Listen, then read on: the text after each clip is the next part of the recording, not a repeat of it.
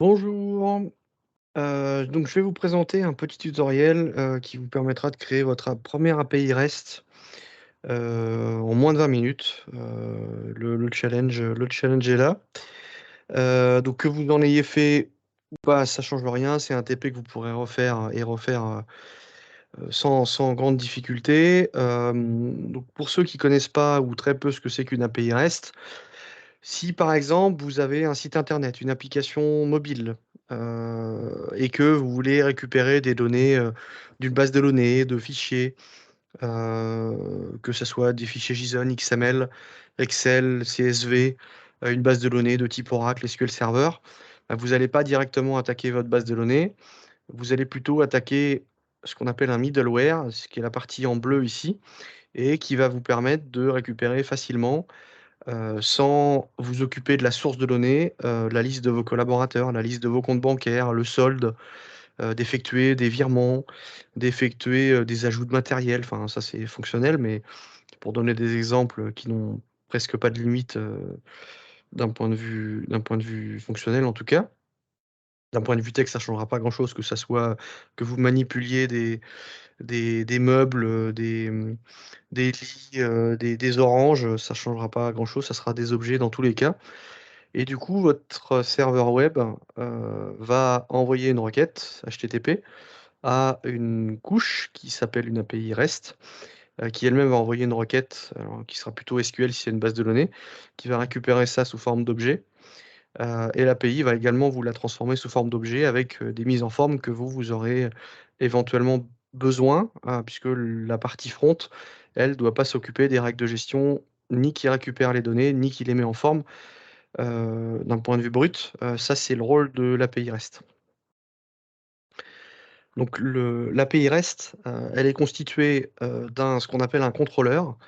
Donc c'est une entité qui va, récupérer une requête HTTP et tous ses paramètres s'il y en a et qui va, savoir quelle classe C# puisqu'on va faire ça avec du C#, va avoir le rôle de gérer cette demande et va envoyer ça à ce qu'on appelle une couche métier, qui elle-même va envoyer ça généralement à une base de données ou à des fichiers, donc récupérer la donnée brute et la couche modèle, enfin la couche logique pardon, qui est ici, va être chargée de récupérer, les données, de les mettre en forme sous format objet généralement c'est du JSON, pour que le front derrière n'ait pratiquement rien à faire, hormis récupérer cette donnée brute. Par exemple, si on récupère un nom, un prénom, les 2 champs sont peut-être séparés en base, bah, vous allez peut-être vouloir les concaténer avec un tiret entre les 2. Et c'est la couche business, qui va l'effectuer. OK?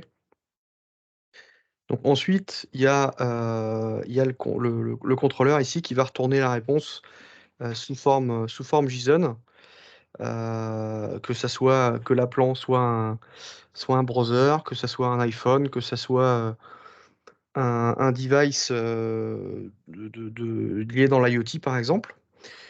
Donc tout ça, ça sera, les programmes appelants, peu importe leur nature, et ça sera l'intermédiaire qui vont se plugger sur votre API REST. Donc voilà pour la partie, un petit peu théorique, c'est assez rapide, hein, mais si en 20 minutes on veut faire l'exercice, il faut aller assez vite. Si vous avez des questions, n'hésitez pas à les mettre, en dessous en commentaire. Donc ce qu'on va voir, heu, là dans quelques minutes, c'est avec Visual Studio et le langage C#, je peux créer, un web service qui sera installé sur votre poste personnel, en local. Donc il faut juste avoir, quelques notions de web. Ce que c'est que les méthodes get, push, post. Bon, c'est pareil, il faudrait faire une session pour expliquer ce que c'est. Donc les bases du web de manière générale et on va utiliser l'outil Postman qui est un client, HTTP pour faire ça. Alors si je me mets ici, donc j'ouvre Visual Studio, donc démarrer Visual Studio. Je peux créer, un projet de type web. Donc si je fais créer un projet, je mets C# en fil, je mets Windows et je mets Web API. Donc j'ai qu'une seule intersection, ici qui me permettra d'avoir ça. Donc je fais next, je fais web application, API REST, donc c'est juste un nom. Donc je le mets dans C appli apprentissage C#, vous le mettez où vous voulez sur votre poste. J'arrive sur cette page-là, donc je le laisse en .NET 6, si vous avez .NET 6 d'installer. Sinon, vous prenez une version plus ancienne. Il vous faudra le framework .NET Core ou le framework .NET dans les dernières versions qui sont proposées par Microsoft. Donc moi, j'ai jusqu'au 7, mais je vais prendre le 6. Vous laissez les options par défaut et vous faites Create.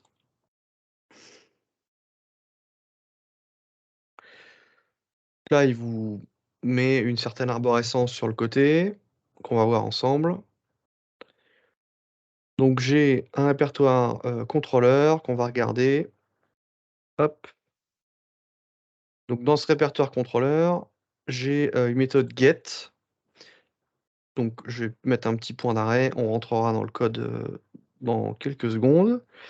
Et ça sera globalement le point d'entrée de mon contrôleur. Un contrôleur étant un des points d'entrée des requêtes HTTP que je vais faire. Donc je pourrais avoir un point d'entrée Weather Forecast. Ah, tout à l'heure, j'aurai un point d'entrée personne. On va créer une classe et un contrôleur de type personne.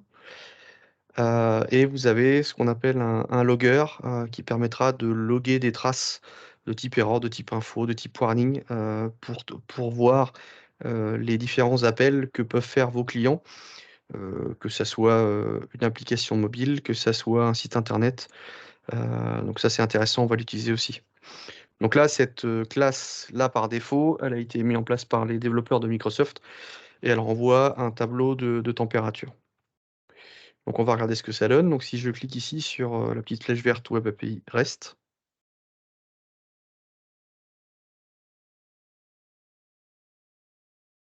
donc j'ai une page statique qui s'affiche, donc qui est un Swagger. Donc un Swagger, c'est un contrat d'interface sur votre service web. Donc là aujourd'hui, j'ai qu'un seul contrôleur qui s'appelle Weather Forecast. Donc il n'a pas de paramètres, on en mettra tout à l'heure. Il me retourne 200 en code retour HTTP. Donc les codes HTTP, c'est assez connu dans le monde du web, hein. Code recent si je n'ai pas de problème. Code 404 si je ne trouve pas ma ressource. 501 si j'ai une erreur de droit. 401 si j'ai bonne mémoire, si c'est une erreur interne côté serveur. Donc il y a une liste de codes HTTP qui sont utilisés et qui sont plus que pertinents et plus qu'intéressants à mettre en place quand vous faites du web. Donc si je peux tester cette fonction-là, si je fais try it out, je fais execute. Et là, vous voyez que mon point d'arrêt, il est utilisé. Et ça me retourne, cette fonction-là va me retourner un tableau de weather forecast de manière aléatoire. Donc je fais next. Et là, j'ai un tableau JSON qui est retourné. Donc tout va bien. Code retour 200, il n'y a pas de souci. Ça fonctionne. Donc moi, ce que je voudrais, c'est qu'on fasse une classe à nous, pas la classe par défaut de Microsoft. On va retourner un tableau de personnes avec des noms et des prénoms. Donc pour ça, vous faites un copier-coller sur la classe qui existe déjà. Il y a déjà des choses qui existent, donc on va réutiliser. On va pas repartir de zéro. Donc ce contrôleur, on va l'appeler personne, comme une personne physique. Hop. Donc je vais supprimer le weather forecast controller. Donc un nom de fichier, c'est aussi le nom de la classe. Donc je vais enlever rajouter toutes les occurrences de la classe précédente. Là, je vais l'appeler getPerson. Bon, on va pas l'utiliser ce truc-là, mais c'est juste pour être cohérent. On va enlever le code qui était avant. Ça, c'était un tableau de température. Nous, on va pas faire ça. Je vais pas retourner un tableau de température, mais je vais faire autre chose. Donc moi, ce que je veux faire, c'est retourner un tableau de personnes. Tac. Donc là, avant, c'était un tableau de weather forecast. Weather forecast, je vais plus l'utiliser. Par contre, je vais créer une classe personne dans laquelle c'est un objet qu'on appelle un objet métier. New class, personne. Donc dans cette classe personne, je vais créer donc public, je vais créer un nom, un prénom, donc public string nom, point virgule, public string prénom. Je vais créer un contrôleur. Je vais créer des getter-setters. Hop, encapsulette, en classe classique. Donc ça c'est du classique, hein, le constructeur et les getter-setters, c'est du très, très classique, en programmation orientée objet, pas forcément quand c'est Sharp. Donc cette classe-là, weather forecast, je peux la supprimer, je n'en ai pas vocation. Enfin, j'ai plus vocation à l'utiliser, pardon. Donc là, je vais utiliser et retourner un enumerable, personne. Donc là, ça compile pas parce que je retourne rien, mais ça va arriver. Donc je vais créer en statique, je vais mettre des noms en dur, dans le code, hein. La cible, ça serait de créer, et de récupérer ça en base de données, mais on n'a pas le temps en 20 minutes. Donc je vais créer, une personne, un objet de type personne. Donc je vais mettre mon nom de famille. Hop, je vais créer 2 personnes, enfin 3 personnes même, allez soyons fous. Tac, donc je vais mettre, Dupont Robert, Dubois, Dubois, Julie, P1, P2 et P3. Et du coup, je vais créer une liste de personnes et c'est ça que je vais retourner. Donc je vais créer un objet de type générique, heu, personne égale new liste de personnes, et il me suggère même d'ajouter les 3 éléments d'un coup. Merci, la nouvelle fonctionnalité qui existe depuis quelques mois maintenant, de Visual Studio, c'est quand même très, très, très pratique. Donc c'est une petite intelligence artificielle qui regarde le code qui est au-dessus pour vous suggérer des choses. Alors ça, en termes de productivité, c'est quand même très intéressant. Et là, du coup, je return list person, hop. Donc qu'est-ce que j'ai fait si je résume?